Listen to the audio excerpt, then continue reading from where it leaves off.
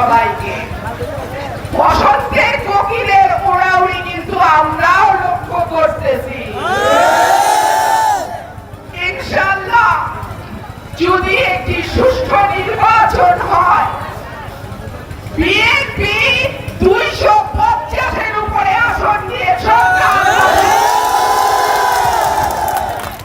আর এই জনপ্রিয়তা দেখে বহু লোক মনে করে যাদের 17 বছরে কেউ দেখে নাই, তারা মনে করে একটা পদ না করা যায়, একটা বাণিজ্য না করা যায়, একটা কমিটি না দেওয়া যায়, একটা নমিনেশন না কোনোভাবে কাউকে পাওয়া দেওয়া যায়।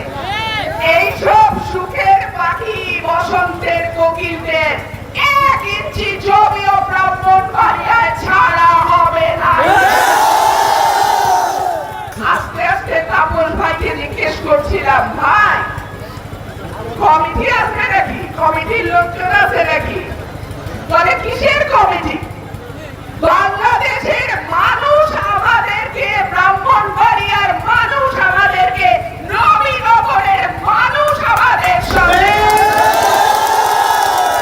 কোন কমিটি, পকেট কমিটি, জেব কমিটি, হাফ প্যান্ট কমিটি, এইসব কমিটির মধ্যে আমরা না। সাবধান করে দেব ভাই আপনাদের সবাইকে, সবাই সাবধান থাকবেন, সচেতন থাকবেন, সজাগ থাকবেন।